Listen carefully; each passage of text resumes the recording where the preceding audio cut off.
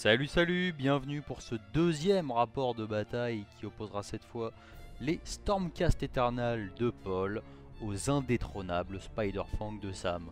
Pour ce deuxième rapport de bataille, on a essayé d'innover un petit peu en faisant quelques modifications sur la présentation des listes, les petits résumés, nos avis par rapport au déroulement de la partie.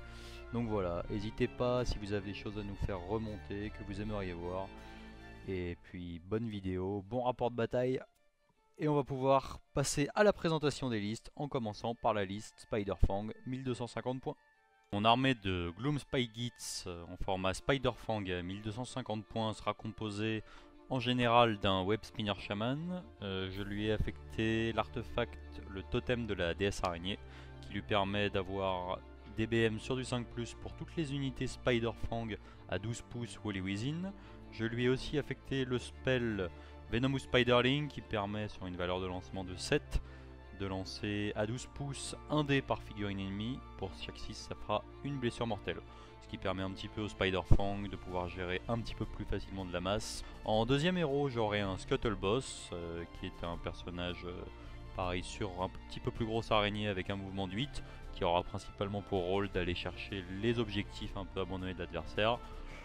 Ça sera a priori son seul rôle. Pour le cœur, j'aurai 3 x 10 unités de Spider Rider qui auront comme d'habitude les deux attaques de croc qui permettent de faire des blessures mortelles et des petites attaques de lance qui pourront toujours faire quelques damage sur un malentendu.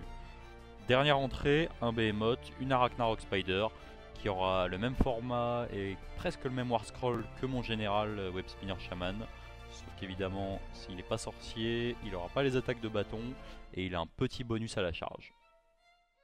Concernant ma stratégie en Spider-Fang, donc on reste toujours sur quelque chose de très subtil, à savoir qu'il va falloir absolument que j'arrive à maintenir au moins 2 unités de Spider Rider dans l'aura de mon Web Spinner Shaman afin de bénéficier des bonus de celui-ci, d'être capable de le protéger puisque je sais qu'on a quelques unités en face qui vont peut-être pouvoir FEP, donc d'être capable de protéger le dos notamment au déploiement si je ne récupère pas le tour 1 et éventuellement d'aller essayer de récupérer quelques objets ou quelques unités un peu perdues avec mon Scuttleboss et mon Arachnarok Spider.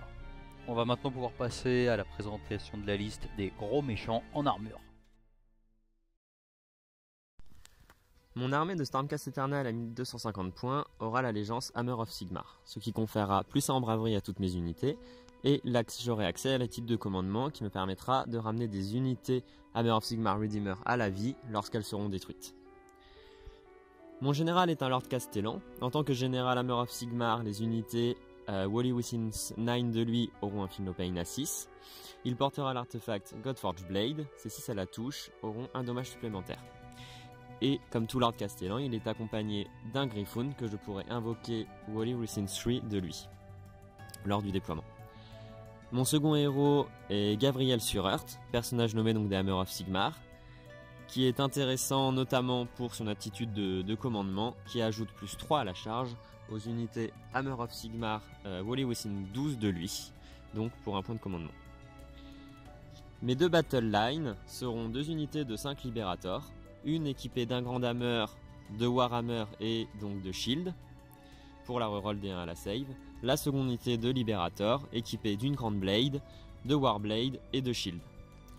Le cœur de mon armée, 20 Sequitor, 9 équipés de grandes masses et le reste donc de masse et de boucliers. La particularité des Sequitor est que à chaque phase de corps à corps, ils peuvent canaliser leur énergie soit dans leur masse, soit dans leur bouclier pour soit relancer toutes leurs touches, soit relancer toutes leurs saves. Le reste de mon armée, 10 Evocators, 5 équipés de grands bâtons et le reste de sceptres et d'épées. Les évocateurs sont une unité de sorciers qui connaîtront 2 sorts, leur sort de base Empower pour la reroll des wounds et le sort Speed of Lighting pour la reroll des charges. Ma stratégie de bataille reposera sur une Gavriel bombe, c'est-à-dire mettre le maximum d'unités dans le ciel en compagnie de Gavriel et bénéficier de son attitude de commandement pour, lorsqu'elles arriveront sur la table, les faire charger très facilement l'ennemi. Face aux Spider-Fang, ça risque d'être très important, car leurs nombreuses blessures mortelles risquent de me faire très mal. En effet, j'ai des bonnes sauvegardes d'armure, mais face aux blessures mortelles, ça ne servira à rien. Mon idée serait donc d'arriver à les impacter avant qu'elles-mêmes ne me fassent trop de dégâts. Maintenant qu'on vous a tout présenté, on va pouvoir y aller. C'est parti pour la baston. Pour ce rapport de bataille, nous avons opté pour le scénario bataille du col. Il y a donc 4 objectifs sur la table, un sur le territoire de chaque joueur et 2 au centre de la table. Chaque joueur gagne des points à la fin de son tour. Ce sera 1 point s'il contrôle l'objectif se trouvant dans son territoire, 2 points s'il contrôle un des objectifs au centre de la table et 4 points s'il contrôle l'objectif dans le territoire adverse. Cette fois-ci, nous avons choisi de jouer avec les règles de terrain. Nous aurons donc 2 décors mystiques, ici et ici, c'est-à-dire une invulnérable à 6 pour les figurines qui se trouvent à 1 pouce de ces éléments de décor. La forêt ici est un décor exaltant, c'est-à-dire +1 à la braverie des unités à proximité. Et le décor-ci est fatal. Lorsqu'une unité terminera un mouvement à 1 pouce de ce décor, sur un 1, elle subira des 3 blessures mortelles. Ce sont donc les Stormcast qui ont pu choisir leur zone de déploiement. Je me suis donc déployé ici, en commençant par le Lord Castellan et 2 unités donc de Liberator, chacun placé dans les éléments de décor qui me donnent des petits bonus. Et à côté de ça, le gros de mon armée est en frappe en profondeur avec Gabriel. Donc côté Spider-Fang, la lune a été placée au centre de table. Elle procure une invulnérable à la bravoure pour les unités entièrement à 12 pouces. Donc les 3 unités de Spider Rider ont été placées au centre de table dans l'aura de la Ragnarok Shaman qui porte l'artefact. Une Ragnarok Spider sur le côté droit de ma zone de déploiement et le Scuttle Boss qui s'occupera d'aller récupérer les objectifs un peu seul.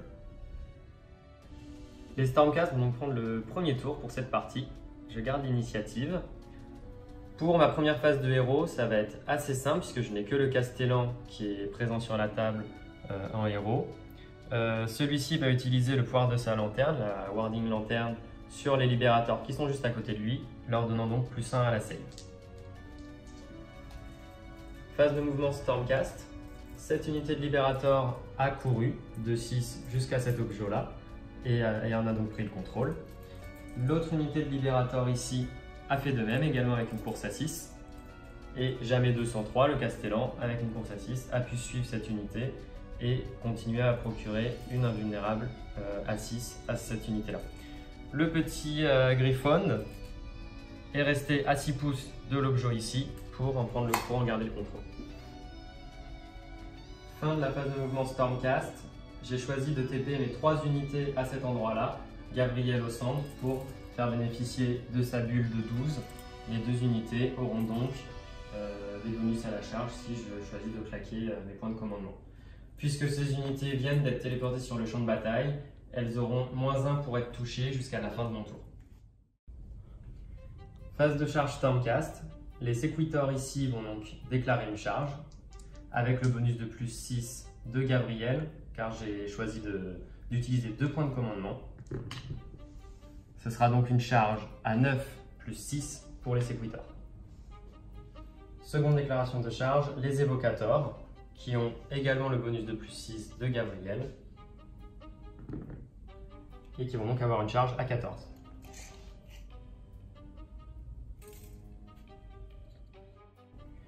Fin de la phase de charge Stormcast. Les unités qui avaient été placées à 9 pouces de l'ennemi ont donc engagé les Spider-Fang. Les Sequitors ici de front pour aller contester l'objectif ici et essayer de faire un maximum de dégâts. La deuxième unité, les Évocators, par le côté. Mon idée était ici d'avoir le moins de figurines possible engagées avec les Évocators pour d'abord faire peel-in mes Sequitors, faire le maximum de dégâts et ne pas prendre trop de blessures en riposte. Phase de corps à corps, je choisis d'activer mes armes sur mes Sequitors, ce qui va me permettre de relancer mes touches. Donc peel-in des Sequitors, je vais avoir 6 Sequitors qui vont taper sur cette unité-là avec leur grande masse, dont le chef, et 3 grandes masses qui vont taper sur l'autre unité. La petite masse ici tapera également sur cette unité. Attaque des 6 grandes masses. 3 plus relançable.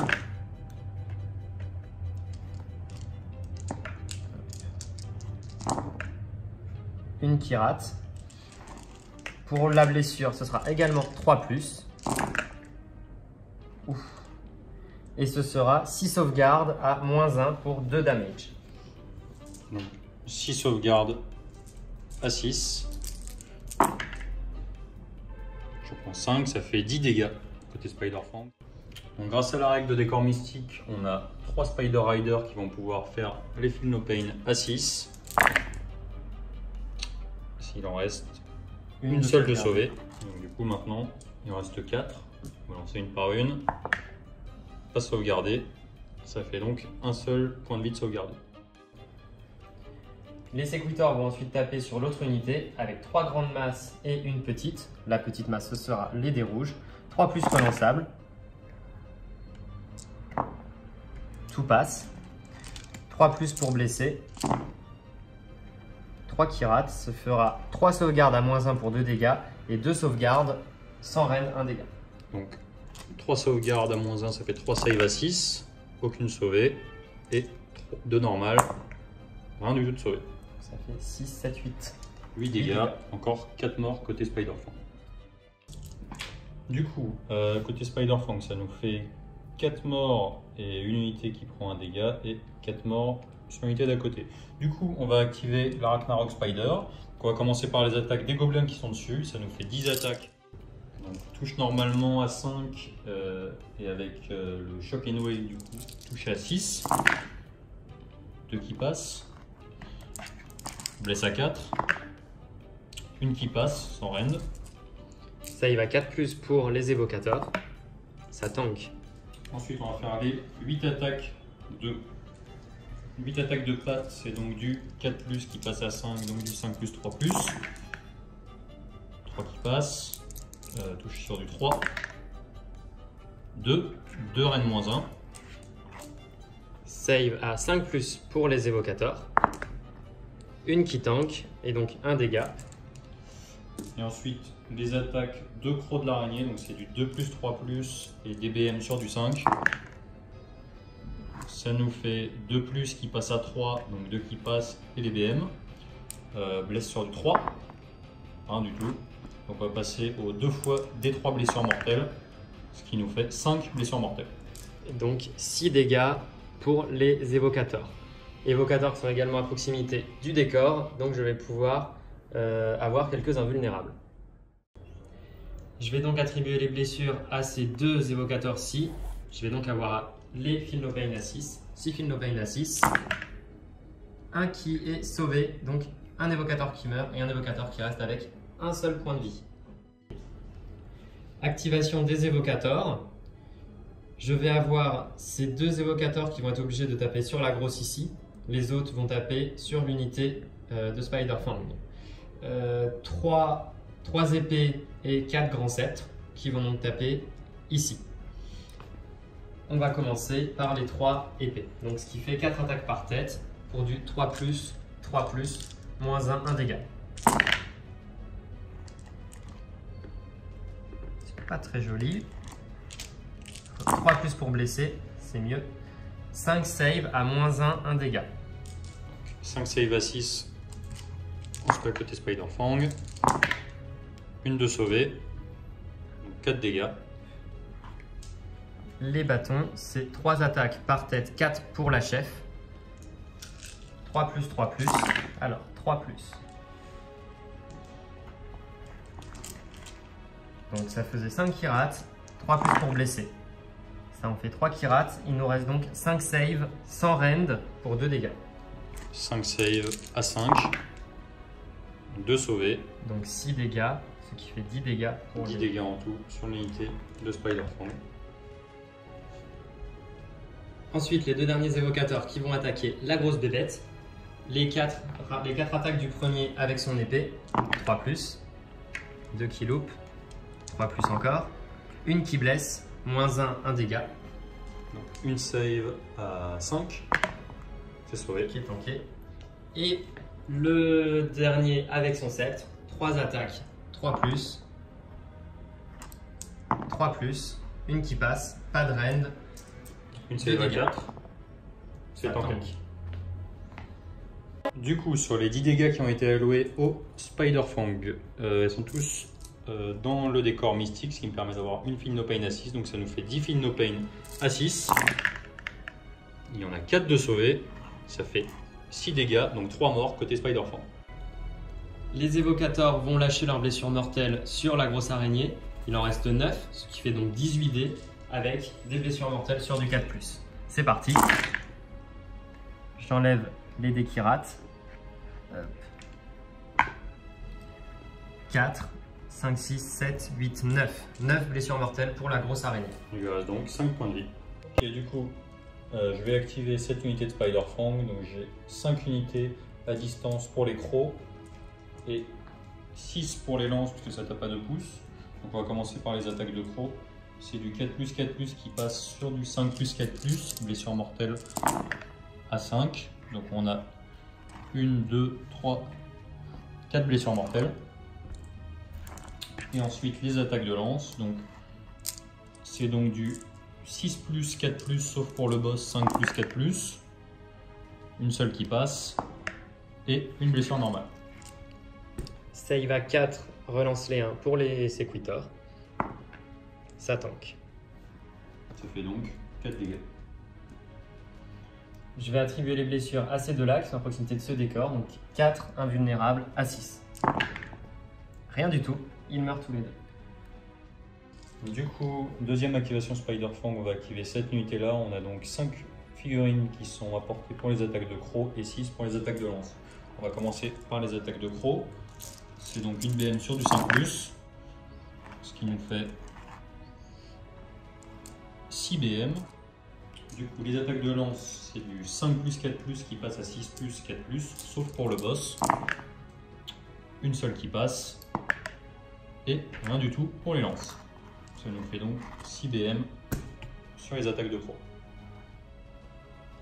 Pour les pertes, j'ai donc enlevé une figurine après avoir fait 2 Feel No Pain. Puis, pour ne pas enlever mes grandes masses, j'ai enlevé 2 figurines qui n'étaient pas à proximité du décor. Maintenant, dernière activation Spider-Fang. Donc on va avoir 4 unités qui vont pouvoir faire leur crocs, donc 2 attaques par tête, et 5 figurines qui vont pouvoir faire leurs attaques de lance. Donc on va commencer par les crocs. Donc j'ai toujours -1 à la touche. Donc c'est une mortelle sur du 5. Ça nous fait seulement 2 blessures mortelles. Et ensuite les 5 attaques de lance. C'est donc du 6+4+, 6+, et un dégât sans rend. Une save à 4 pour les évocateurs. Ça tank. Ça fait donc 2 2 blessures mortelles que je vais allouer aux figurines qui sont à proximité du décor. Mais 2 PV perdus quand même. Phase de déroute. Les évocateurs ont perdu 2 gars. Ils ont 8 de base, 9 car Hammer of Sigmar, donc ils n'ont pas de test à faire. Les séquiteurs ici ont perdu 5 bons hommes. Ils ont 7 de braverie, 8 car Hammer of Sigmar. Je vais donc lancer un dé sur 4+, des bons hommes sans nom. Un de plus qui s'en va. Donc phase de déroute côté Spider-Fang, les 2 unités de Spider Rider sont dans l'aura des 12 pouces de la lune, ils n'ont donc pas de test de bravoure à faire. Et on a cette unité qui a subi 3 pertes, donc sur un 6, j'ai une supplémentaire qui s'en va, c'est un 2, pas de déroute côté Spider-Fang. Fin du tour Stormcast. Pour le décompte des objectifs, je contrôle donc les 4 objectifs sur la table. Je marque donc 1 point pour l'objectif dans mon territoire, 2 points pour chaque objectif au centre de la table et 4 points pour l'objectif que je récupère ici car j'ai davantage de séquiteurs que d'araignées. Alors à l'issue du tour Stormcast, le score est donc de 9 à 0 et je laisse la main à Sam qui va commencer sa phase de héros. D'accord, donc tour 1 Spider-Fang, donc phase de héros. On va choisir une unité qui est à 12 pouces de mon Web Spinner Shaman. Sur un 7, on pourra lancer un dé par figurine. Sur 6, ça sera une BM. Donc on va choisir cette unité qui est un sort lançable sur 7. J'ai +1 avec mon Shaman. Ça fait 4, 5, ça ne passe pas. Je vais tenter de lancer maintenant le Venin des déesses araignées qui passe sur du 6. 9 plus un 10. Est-ce que je lui dissipe? Je vais tenter de dissiper avec les évocators qui ne sont pas assez on fire. Donc je choisis des 3 unités et elles auront toutes leurs blessures doublées à ce tour-ci. Donc 3 unités. Je vais choisir les 2 unités de Spider-Fang ici et cette unité ici. Donc les 3 unités de Spider Rider auront leurs blessures doublées sur du 5+ pour ce tour. Ok, donc phase de mouvement côté Spider-Fang. Toutes les unités de Spider Rider sont engagées, elles n'ont pas pu se déplacer. Mon général s'est un peu avancé pour profiter du décor, malheureusement il ne peut pas passer puisqu'il y a des araignées partout. Et on a le Scuttle Boss qui est ici, qui s'est placé un petit peu derrière la maison. Donc phase de mouvement terminée côté Spider-Fang, on va passer à la phase de tir.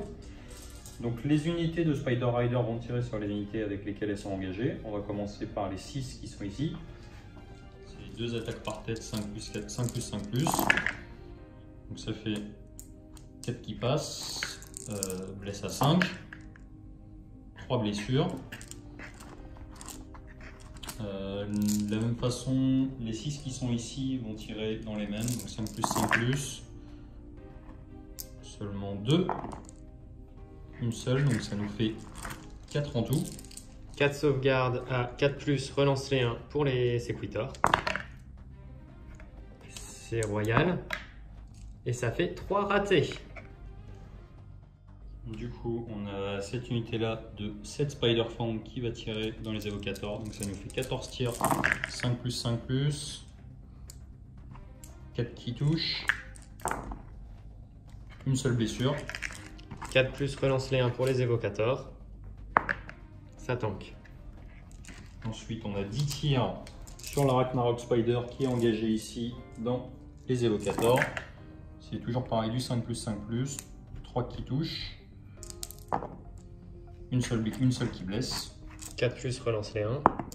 Ça tank. Et le Web Spinner Shaman avec ses 8 tirs va tirer dans cette unité là. Donc on a 8 tirs, 5+5+, 2 qui touchent, une qui blesse. Sauvegarde à 4+, relance les 1. Ça tank. Fin de la phase de tir côté Spider-Fang. Du coup, phase de combat côté Spider-Fang, on va commencer par engager cette unité de 6 Spider Rider, donc ça nous fait 12 attaques de crocs. Elles ont pris le venin des déesses araignées, donc pour chaque 5+, ça sera 2 BM. Les Sequitors, de leur côté, ont activé les boucliers pour cette phase de corps à corps. Donc on va faire les attaques de crocs. 1, 2, 3, on a 8 BM. Touche à 4. Et une save normale. Une save à 4+, relançable. Relançable. Non. Ça fait 9 dégâts. Et maintenant, les attaques de lance. Donc 5 attaques, 5+, 4+. Une, plus 1 pour le général. Ça nous fait 4 qui passent.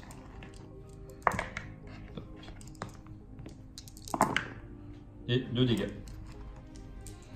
4+, relançable. Relançable. Ça tank. On est donc à 9 dégâts sur les évocators. Sur les Sequitors, pardon. Activation Stormcast, ce sera les évocators qui vont... Alors, les 6 ici vont taper les petites et les 2 là vont taper la grande. On va commencer par les épées de ces 3 là sur les petites. Ça va être du 3+, 3+.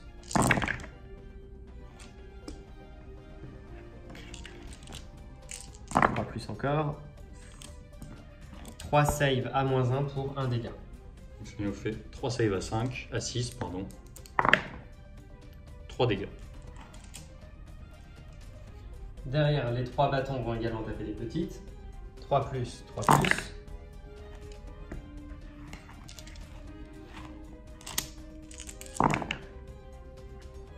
Pas de rend pour 2 dégâts. Donc ça nous fait 6 saves à 5. Une seule de sauver, ça fait 10 dégâts. Donc toutes les Spider Rider étant apportées du décor mystique, ça nous fait 13 invulnérables à 6. Et 3 de sauver, ça fait donc 10 dégâts et 5 morts côté Spider Rider. et les attaques des deux derniers évocators. Le premier avec épée sur la grosse araignée. C'était du 3+3 qui rate. Le dernier qui rate. Celui derrière avec son bâton. 3+. 3+ encore. Celui-ci tout passe. Ce sera sans reine pour 2 dégâts. 3 save à 4. 4 dégâts supplémentaires. Il lui reste donc un point de vie. Je vais devoir choisir sur quelle unité je vais attribuer les BM des évocators. Donc 16 dés pour attribuer des BM. Il se trouve que la araignée ici n'a plus qu'un seul PV, qu'ici il en reste 2. Mais malgré qu'elle ait un seul PV, je crois que c'est sur elle que je vais attribuer pour l'achever. Donc pour chaque 4+, ce sera une blessure mortelle pour la grosse araignée qui meurt. Ok, du coup, je vais activer cette unité de 6 Spider Riders, donc qui ont leur blessure mortelle doublée et qui sont entièrement dans l'aura de celle-ci. Donc ça va nous faire 10 attaques de crocs, 2 blessures mortelles sur du 5+, ça nous fait 8 blessures mortelles, les attaques passent à 4, rien du tout, donc 8 blessures mortelles. Et maintenant, les attaques de lance, donc c'est du 5+, 4+, et 4+, 4+, pour le boss. Plus, donc 2 touches et 2 blessures. 2 save à 4 relançables. Une relance qui tank. J'ai donc 8 blessures à attribuer. J'ai donc attribué les 6 blessures en les allouant aux figurines à proximité de ce décor-là, c'est ce qui m'a permis d'en sauver une. Donc 5 attribués, les 3 figurines qui étaient là. Maintenant la riposte des séquitors. Le chef va devoir taper sur cette unité. Le reste de ses troupes va taper sur la deuxième. On va commencer par l'attaque du chef à 3+ non relançable. 3+. 3+. Ce sera 3 save à -1, 2 dégâts. 3 save à 6. Rien du tout. Donc 6 6 PV dégâts pour cette unité. dans l'unité de Spider Rider. Pour la deuxième unité, pareil, 3+.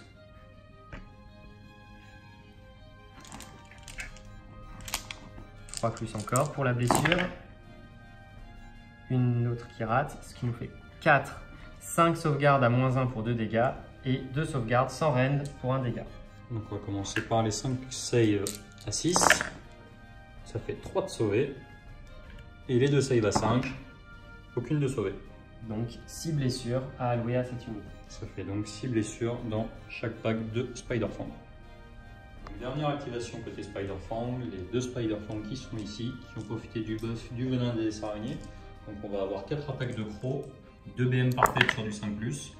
Ça nous fait donc 4 BM, aucune attaque normale qui passe. Et les 2 attaques de lance, 5+, 4+, 4+, 4+, pour le chef. Rien du tout, ça nous fait donc 4 BM. Je vais attribuer les BM aux figurines à proximité du décor, c'est-à-dire ces deux-là. Rien qui est sauvé, j'ai donc 2 morts. Du coup, côté Spider-Fang, on a eu 3 pertes sur ces 2 unités-là. Elles sont dans l'aura à 12 pouces de la lune et donc pas de test de déroute à faire. Cette unité-ci a perdu 5 Spider Rider. Je vais utiliser donc un point de commandement puisqu'elles sont à moins de 12 pouces de mon général pour ne pas avoir à faire de test de déroute. Test de déroute Stormcast. Les évocateurs ont perdu 2 figurines, celle-ci, avec une braverie de 9, elles n'ont pas de test à faire. Côté Séquitor, 8 pertes, une braverie de 8. Je vais donc lancer un des 6 et ce sera le nombre de Séquitors qui quitteront la table. 4 Séquitors supplémentaires vont s'en aller. Je vais laisser le chef avec une petite masse. Fin du tour 1 Spider-Fang. Sam reprend l'objectif donc ici. On est donc à 9-1 aux objectifs. Les 2 joueurs n'ont plus de points de co. Et donc on va lancer l'initiative pour le T2. 3 et 5. C'est donc Sam le deuxième va tour décider. côté. Je vais prendre et ça va être le deuxième tour Spider-Fang. Donc du coup, phase 2 héros. Je vais tenter... Pardon, donc la lune, on va regarder le mouvement de la lune. C'est un 3, donc elle est sur ce cadran de table là. Donc toutes les unités sur ce cadran de table auront des blessures mortelles sur du 5+. Ensuite, phase de héros, je vais lancer un Venomous Spiderling avec lui, donc je suis entièrement sous l'effet de la lune, donc j'ai encore plus 1 supplémentaire au lancement de sort, donc ça passe sur du 7, j'ai plus 2, c'est un 7 qui fait donc 9. Est-ce que tu tentes de dissiper? Non, je vais te laisser, j'attends le deuxième sort. Du coup, je lance 6 dés sur cette unité qui est à 12 pouces, sur chaque 6, c'est une BM, ça nous fait donc une blessure mortelle. À 1 pouce du décor, je me la prends. Et ensuite, on va tenter un venin de déesse araignée qui est toujours à plus 2, donc en valeur de lancement de 6. Ça fait donc 10. Je vais tenter la dissipe avec les évocateurs, qui ne dissipent pas. Donc du coup, avec 10, je choisis D3 unités. C'est donc un 1. Je vais choisir le chaman lui-même, qui aura donc les blessures mortelles doublées. Fin de la phase de héros, côté Spider-Fang. Du coup, phase de mouvement côté Spider-Fang. On a ce Scuttle Boss qui a un mouvement de 8, qui a couru à 3, qui s'est donc rapproché du centre de la table. Les unités de Spider Rider sont engagées et ne doivent donc pas bouger. Et on a l'Arachnarok Shaman qui s'est rapproché des évocateurs dans la vue de les charger. Donc fin de la phase de mouvement Spider-Fang.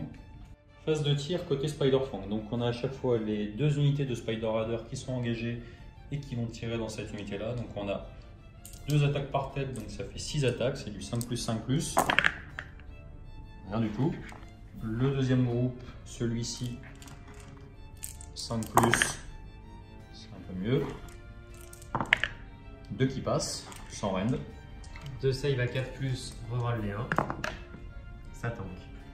On a les 2 unités, les 2 figurines ici qui vont tirer dans les évocateurs. C'est pareil, 5+5+, une qui touche, 0 qui blesse. Et on a les 8 attaques de l'Arachnarok Shaman à l'arc qui vont tirer dans cette unité. Donc 8, 5+, 3 qui touchent, une qui blesse. Save à 4+, ça tank. C'est sauvé. Donc fin de la phase de tir côté Spider-Fang. On va passer à la phase de charge. Donc on va faire charger le Web Spinner Shaman qui est donc à 3 pouces, qui nous fait une charge à 7, qui va donc pouvoir s'engager avec les évocateurs comme ceci, en restant proche du décor. Donc phase de combat, on va commencer par les attaques du chaman. Donc on a une attaque 4+3+, 3+, ça passe, Reine -1, D3 dégâts. Save à 5 pour les évocateurs. Raté. Non, D3 dégâts, 1 dégât. Un vu à 6. Non. Donc on a un évocateur qui a 1 PV. Maintenant on va passer aux attaques des araignées qui sont dessus. Ça nous fait 8 attaques, 5+, 4+. 8 attaques, 5+, 4+, donc une qui blesse. Save à 4. Raté. Un dégât supplémentaire. Ça nous fait un évocateur qui meurt. Un vu à 6 du coup. Raté effectivement l'évocateur. Maintenant les attaques de pattes, donc ça nous fait 8 attaques, 4+, 3+, 4+, 3+, ça nous fait 3 attaques qui passent, Reine -1. Save à 5. 2 qui ratent. Et ensuite les attaques de croc de l'Arachnarok, donc ça nous fait 4 attaques, 2+, 3+, et de la BM sur du 5. Aucune BM, 2+, 3+, tout qui passe, Reine -1. De nouveau save à 5. C'est un beau triple 6, une qui rate. Et des 3 dégâts, 3 dégâts. Donc activation Stormcast. Je vais activer les évocateurs pour essayer de rincer cette petite araignée avant qu'elle me tue des évocateurs supplémentaires. Donc j'ai 2 attaques d'évocateurs avec épée et 2 avec bâton, tout sur les petites. D'abord les épées, 2 x 4 attaques, 3+. 3+ pour blesser. Une qui blesse. Une save à -1, 1 dégât. Save à 6. Non, un dégât. Et les évocateurs avec bâton. 3 attaques chacun. 3 plus. 3 plus encore. Pas de reine de dégâts. Donc une save à 5. C'est sauvé. Donc ça fait 1 dégât. Feel no pain à 6. Non, 1 dégât sur les Spider Rider. Et donc je vais attribuer les blessures mortelles des évocateurs sur les petites, puisque je n'ai pas été en mesure de les tuer à la régulière. Sur du 4+, c'est une blessure mortelle. Ce qui fait 5 blessures mortelles sur les petites. Donc 5 Feel no pain à 6 pour essayer de les sauver. Non, une seule de sauver, elles prennent 4 dégâts. Et donc les Spider Rider sont mortes. Ploup. Du coup, j'ai activé cette unité de Spider Rider pour taper sur cette unité. Donc on profite sous l'aura de la lune des BM à 5+. Alors donc ça nous fait 6 attaques de croc. Ce qui fait donc 2 BM. Rien d'autre ne passe. Et ensuite les attaques de lance. Donc ça nous fait du 5+, 4+, sauf pour le boss. Et c'est tout. Donc seulement 2 BM. J'ai donc un Sequitor qui décède, ce sera le petit ici. Activation pour moi du prime des Sequitors, qui ne peut pas s'éloigner de cette unité, donc il va leur taper dessus. Ce sera 3 attaques de grande masse à 3+, 3+. Une save à -1 pour 2 dégâts. Une save à 6, c'est sauvé. Ok, du coup je vais activer cette dernière unité avec les 3 araignées qui sont là, qui ne sont pas sous l'effet de la lune et qui sont pas non plus dans les 12 pouces de mon Arachnarok. Donc du coup, ça va nous faire 6 attaques de croc. Ça fait donc des BM sur du 6. Donc 2 BM. Et a priori, c'est terminé pour cette unité de Sequitor. Donc fin du tour de côté Spider-Fang, je reprends l'objectif de mon côté, ça me fait donc un point supplémentaire. Je n'ai aucun autre objectif, ça fait donc 9 à 2 côté Stormcast. Tour 2 des Stormcast. La phase de Hero Stormcast va être assez rapide. Je vais avoir le Castellan qui va de nouveau mettre sa lanterne sur cette unité de Libérator. Et je vais pouvoir lancer un sort avec mes évocateurs. Je vais lancer Unpowered, qui leur permettra de reroll les blessures. C'est sur du 6. Je fais 11. Est-ce que tu tentes de dissiper avec ton chaman? Du coup, tu as -1, c'est avec eux que tu les lances, donc tu as -1 puisque tu es sous l'effet de la lune. Donc du coup, valeur de lancement de 10, j'ai +1 au dispel avec mon Arachnarok, ça me fait donc une dissipation sur du 10. 8. Donc le sort passe. Phase de mouvement Stormcast. Qu'est-ce qui s'est passé? Les Libérators et le Castellan sont venus ici à 3 pouces pour les Libérators de cet asticot-là. Pas de course, donc ils sont prêts pour une charge. De l'autre côté, les Évocators ont eu un petit peu peur de la grosse bébête malgré leur boost. Ils ont donc fait un repli avec une course à 5, donc un repli assez intéressant qui a permis aux Libérateurs de venir faire un petit bouclier devant eux. De ce côté-ci, Gabriel est revenu vers l'objectif dans mon camp pour essayer de le défendre au cas où les Spider-Fang viendraient m'embêter. Phase de charge Stormcast. Les Libérateurs vont déclarer une charge sur ce boss avec une charge à 4. Heureusement, ils étaient à 3, donc ça suffira. Et le Castellan va également déclarer une charge à 7. C'est une charge à 5, bon, à 6 compte tenu du placement des Libérateurs, mais ça suffira pour charger également. Engagement côté Stormcast. J'ai activé les Libérateurs ici. Ils sont équipés d'épée et de bouclier, donc ils touchent de base sur du 3+. Étant donné que le boss Spider-Fang a 5 rounds au plus, ce sera sur du 2+. Tout passe. Et ça blesse sur du 4.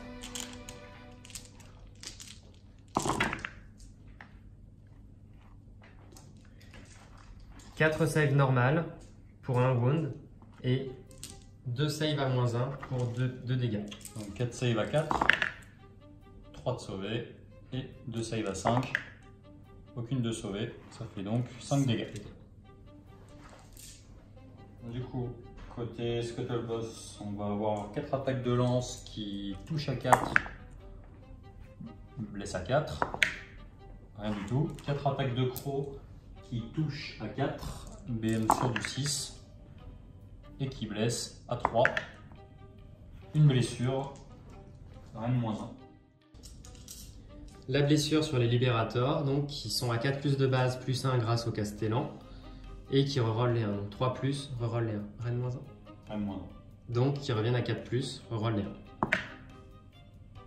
Reroll les 1. Ça tank. Dernière activation Stormcast, le Castellan, avec ses 3 attaques. 3 plus. 3 plus. Une save à -1 pour 2 dégâts. Donc on a une save à 5. Réussi. Sauvé. Phase de la phase de corps à corps. Phase de déroute, on n'aura pas de test ici, puisqu'il n'y aura pas eu de perte. Côté objectif, je contrôle l'objectif dans mon camp et les 2 objectifs en milieu de table, ce qui fait 5 points, donc un score de 14 à 2 à la fin du tour 2. Donc début du tour 3, c'est les Stormcast qui ont récupéré l'initiative. Le score est déjà de 14 à 2. Ils ont tué le Scuttleboss et pas fait de move, ce qui leur permet de scorer 5 points supplémentaires. L'objectif qui est dans leur camp et les 2 objectifs centraux. Ce qui mène donc le score à 19 à 2. Voilà, le tour 3 Stormcast aura été assez rapide puisque mon objectif finalement était d'éliminer cette menace avec le Scuttleboss, de protéger l'objet à gauche avec mes libérators et mes évocators de telle sorte que sa grosse araignée ne puisse pas venir impacter directement mes évocators, et puis en ramenant Gabriel vers le centre et donc également les libérators de droite vers le milieu de la table pour ne pas qu'il puisse courir vers les objectifs. Avec un score aussi sévère, il apparaît compliqué pour Sam de revenir. Il lui reste plus que cette figurine sur la table finalement. Donc même s'il y aurait encore des choses à jouer pour pas avoir une partie qui se termine en jeu de chat et de la souris, on a décidé de s'arrêter là.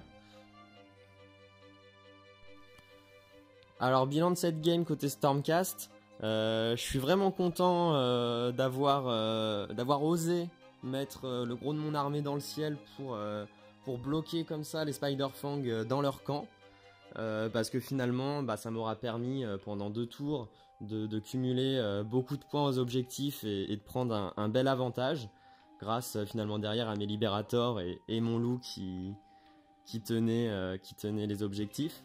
Alors le choix était un petit peu difficile à chaque fois quelle unité faire taper en premier parce que je savais bien que l'autre risquait de se faire dépop.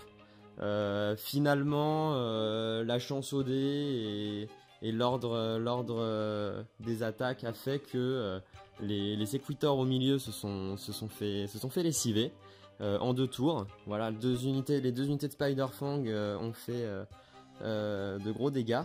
Par contre, à côté de ça, les évocateurs qui auraient pu être bien plus impactés par la Ragnarok s'en sont bien tirés et ont fait le boulot. Voilà, j'ai choisi de cramer 2 points de commandement pour assurer mes charges T1. Ce qui voulait dire que derrière, j'en avais plus pour mes tests de déroute. Compte tenu de ça, j'ai même pas cherché à avoir mes héros à 6 pouces. Voilà, c'est peut-être ce qui a fait que les Sequitors ont volé si vite en milieu de table. Malgré tout, voilà, c'est une stratégie qui est assez barbare, mais que j'aime bien quand je joue les Stormcast. Et à petit format finalement, avec 2 grosses unités, c'est assez sympa.